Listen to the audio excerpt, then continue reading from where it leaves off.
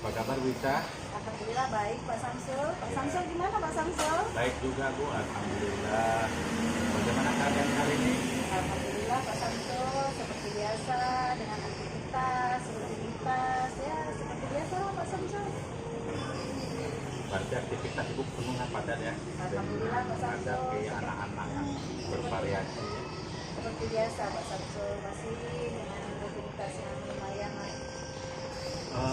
Di dalam kegiatan aktivitas Ibu yang padat ini kira-kira ada nggak menemukan sesuatu hal yang baru, baik ya itu baik atau buruk, positif atau negatif?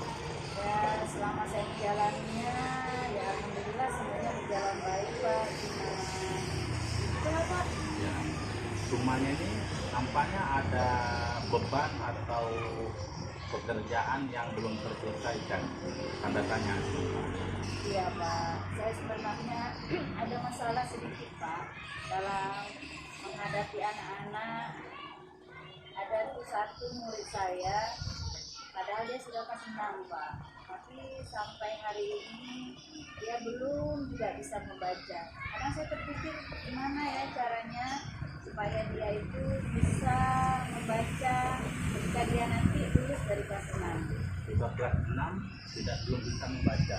Iya Dan Pak. itu Ibu hadapi sekarang. Iya. Itu kira-kira bagaimana itu penyebabnya sehingga sudah kelas 6 si anak belum bisa membaca, padahal dari kelas 1, kelas 2, kelas 3 itu kan lebih ditekankan supaya anak itu bisa membaca, bisa menulis, ditambah lagi bisa menghitung.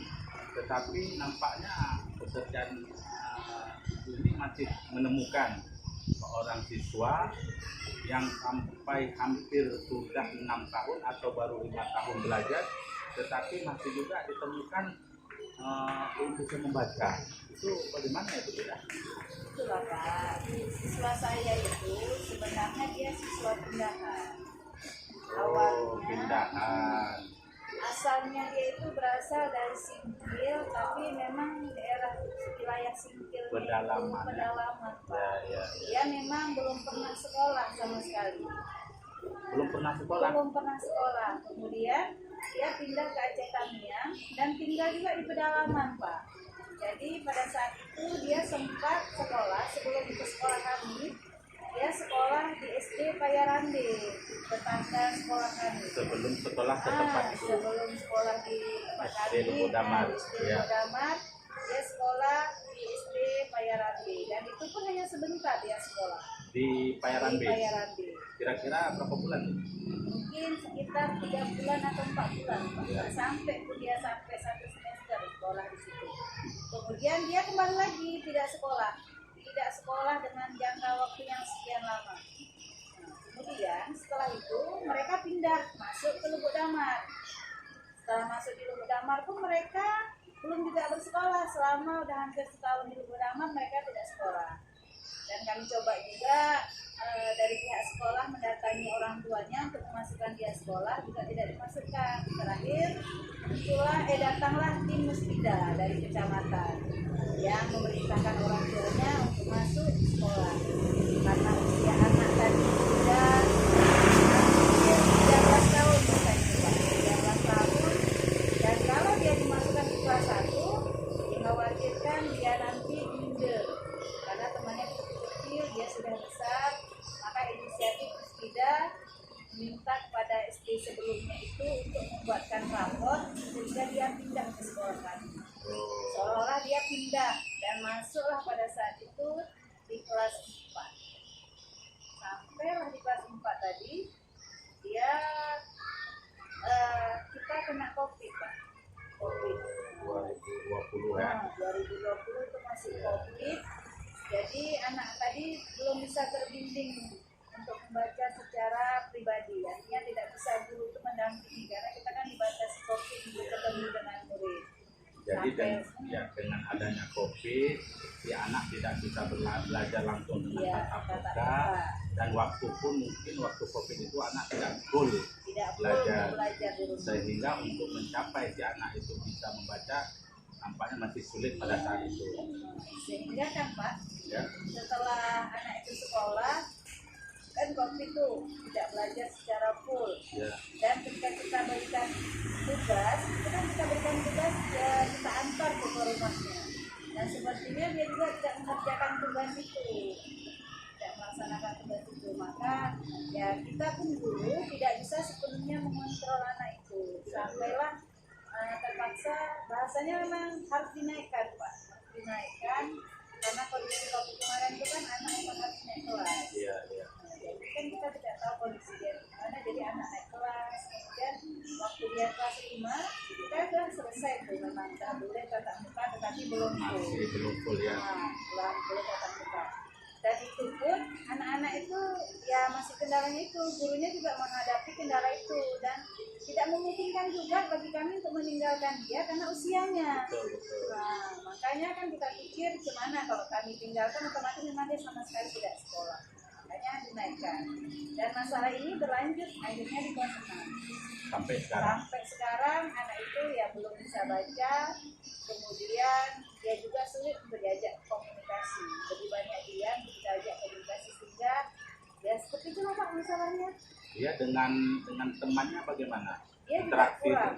Oh, berarti Kurang memang berinteraksi dengan lebih teman-teman. pendiam. Lebih menyendiri Pak. Lebih menyendiri, kalaupun dia mungkin jajan dia sendiri aja duduk, nanti waktu istirahat dia duduk sendiri, begitu paling nanti mungkin ada adiknya, dia duduk dengan adiknya seperti itu. Berarti memang dia selama ini berinteraksi dengan teman pun susah ya, kurang berkomunikasi dengan teman. Kira-kira apa rencana ibu ke depannya pada anak tersebut? Ya, saya sudah merencanakan juga memang Pak. Yang pertama, saya akan coba melakukan pendekatan. Nah, jadi dengan pendekatan itu saya berharap bisa berkomunikasi lebih dekat dengan dia sehingga bisa merangkul dia. Jadi mungkin yang akan saya lakukan pendekatan Pak. Ya. Kemudian ya saya akan mungkin menambah jam untuk dia. Penambahan jam. Jadi saat pulang sekolah, saat waktu sholat zuhur, mungkin saya akan bawa dia dulu untuk berkomunikasi, bawa dia belajar membaca. Itu yang bisa saya lakukan Pak. Dari penjelasan Ibu Aisyah tadi, rencana Ibu ke depan yang dapat saya ambil tangkap, yaitu yang pertama Ibu akan melakukan pendekatan kepada si anak. Di dalam pendekatan itu Ibu pasti meluangkan waktu jam tambahan kepada anak.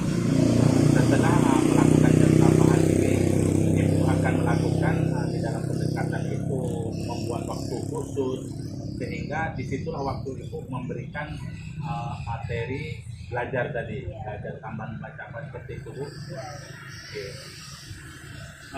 Kira-kira rencana ini untuk melakukan pendekatan, membuat tambahan waktu untuk anak dan belajar di dalam waktu tersebut, kira-kira kapan ini Ibu lakukan? Ya, saya akan usahakan secepatnya Pak. Saya usahakan dalam minggu ini juga akan saya laksanakan. Karena kalau tidak saya laksanakan, saya khawatir dia memang kondisi seperti itu. Nanti ketika menghadapi ujian, mungkin dia nggak tahu apa-apa.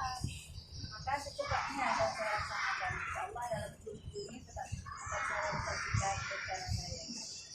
Sangat luar biasa ya, sebagai guru memperhatikan tumbuh kembang anak, mendapatkan seorang anak yang memang latar belakangnya sangat luar biasa, perjalanan yang panjang, kehidupan yang berbeda, dan mungkin juga di sini susahnya siswa tersebut melakukan komunikasi.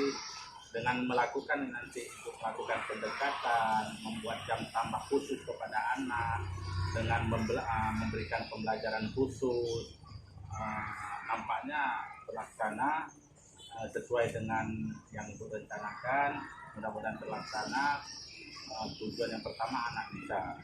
Bu Aisyah, kira-kira setelah dua rencana ini ada lagi yang ingin Ibu tambahkan? Mungkin saya akan mencoba mencari temannya untuk dijadikan tutor sebaya Pak.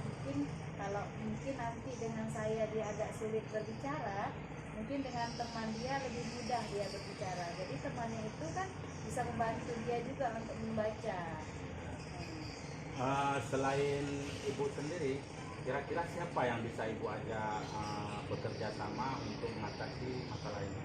Nah, saya akan coba minta bantuan guru kelas 5 kemarin karena dia kan udah setahun tuh sama murid saya. Mungkin dia lebih dekat lagi ketimbang saya yang memang baru beberapa bulan. Jadi itu saya juga akan minta bantuan dia, Pak. Jadi udah ada pengasih jawabnya, ada guru kelas 5 dia, jadi bisa membantu supaya dia itu bisa membaca. Ya, berarti Ibu mengajak teman yang telah mengajar anak tersebut untuk bekerja sama dan mencapai komitmen bersama supaya anak tersebut bisa yang kita inginkan itu tercapai. Kira-kira kapan lagi ya bisa kita berjumpa untuk saya ingin mempertanyakan atau ingin melihat perkembangan si anak setelah ibu melakukan hal tersebut. Ya, saya akan usahakan Pak, kalau saya sedang melaksanakan ada perubahan, saya akan sampaikan ke Bapak. Oke, saya tunggu Bu ya informasi Ya, terima kasih berikutnya. Pak ya, Oke. sudah mau mendengarkan masalah saya. Ya, alhamdulillah. Mudah-mudahan ini bincang kecil kita pada hari ini yang bisa bermanfaat untuk anak kemudian hari, bisa menumbuh kembangkan, bisa membuat anak berubah, dan sukses untuk Bu Esa. Terima kasih Pak Samsul. Assalamualaikum. Waalaikumsalam.